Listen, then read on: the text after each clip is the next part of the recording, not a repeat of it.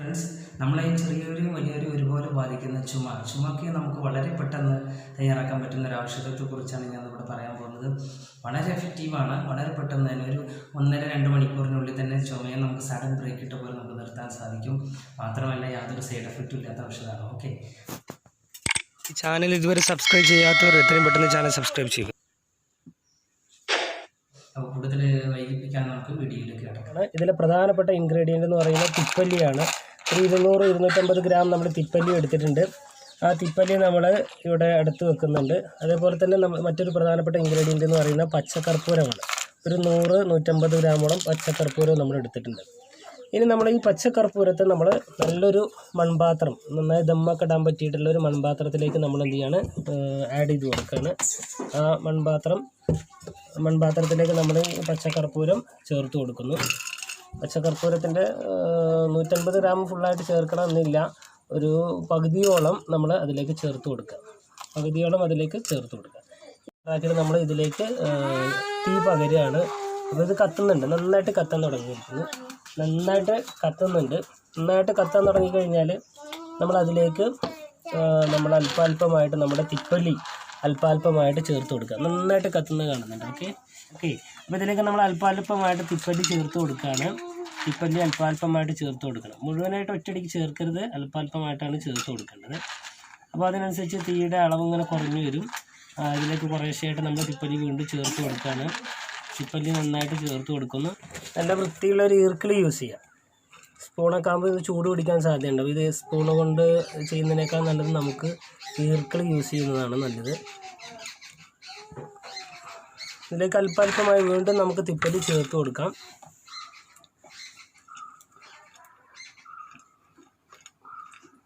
കർപ്പൂരം നന്നായിട്ട് കത്തുന്നുണ്ട്.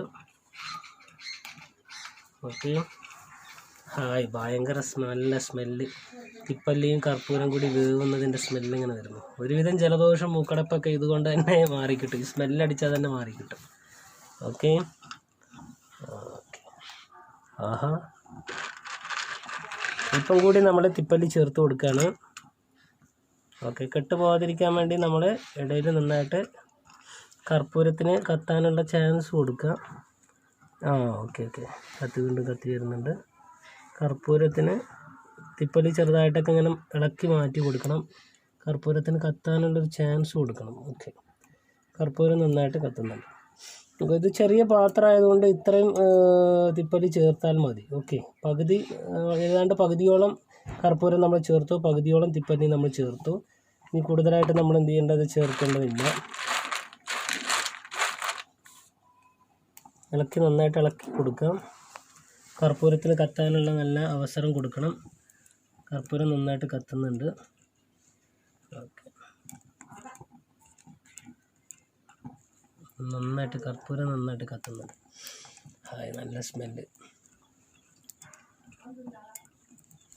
മൺപാത്രം ചൂട് പിടിക്കുന്ന സ്മെല്ല്, കർപ്പൂരം, തിപ്പല്ലി, ഇതിൻ്റെയൊക്കെ സ്മെല്ല് സൂപ്പറായിട്ടുണ്ട്.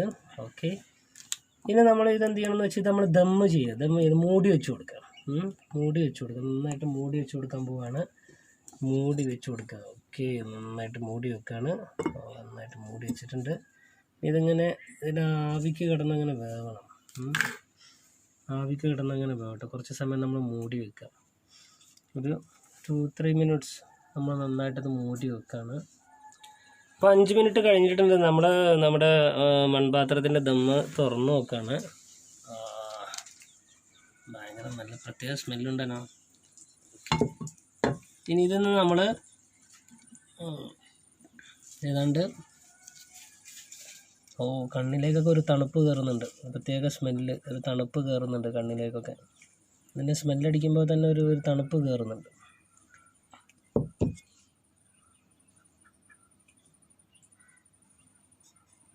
ഓക്കെ, കണ്ണിലേക്ക് നല്ല തണുപ്പ് കാണുന്നുണ്ടല്ലോ, നല്ല സ്മെല്ലുണ്ട്. അപ്പോൾ ഇതൊന്ന് നമ്മൾ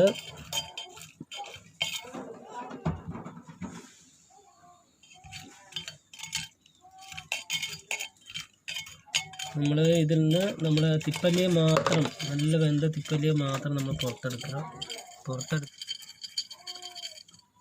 നമ്മൾ ഇതിലേക്ക് ഇട്ട് കൊടുക്കുക. ഗ്രൈൻഡറിലേക്ക് നമ്മൾ ചേർത്ത് കൊടുക്കുക. കർപ്പൂരത്തിൻ്റെ കത്താത്ത ഭാഗങ്ങളുണ്ട്, അതൊന്നും എടുക്കേണ്ടതില്ല. നമ്മൾ തിപ്പല്ലിയെ മാത്രം നമ്മൾ ഗ്രൈൻഡറിലേക്ക് ചേർത്ത് കൊടുക്കുക. തിപ്പല്ലി മാത്രം നമ്മൾ ഗ്രൈൻഡറിലേക്ക് ചേർത്ത് കൊടുക്കുക. തിപ്പല്ലി മാത്രം നമ്മൾ ഗ്രൈൻഡറിലേക്ക് നമ്മൾ ചേർത്ത് കൊടുക്കണം. തിപ്പല്ലി മാത്രം നമ്മൾ ഗ്രൈൻഡറിലേക്ക് ചേർത്ത് കൊടുക്കുകയാണ്. തിപ്പല്ലി മാത്രം നമ്മൾ ഗ്രൈൻഡറിലേക്ക് നന്നായിട്ട് ചേർത്ത് കൊടുക്കാം. ഓക്കെ, ഇത് നല്ല സ്മെല്ലാണ് കേട്ടോ. അത് തുറക്കുന്ന സമയത്ത് നമ്മുടെ കർപ്പൂരത്തിൻ്റെ ഒരു സ്മെല്ല് വരാനാണ്. നന്നായിട്ട് പൊടിച്ചെടുത്തിട്ടുണ്ട്. പൊടിച്ചെടുത്തത് നമ്മൾ ഇതിലേക്ക് ചേർത്ത് കൊടുക്കുക. നല്ല നൈസായിട്ട് പൊടിഞ്ഞിട്ടുണ്ട് കേട്ടോ. നല്ല നൈസായിട്ട് പൊടിഞ്ഞിട്ടുണ്ട്. നന്നായിട്ട് നമ്മൾ പാത്രത്തിലേക്ക് ചേർത്തിട്ടുണ്ട്.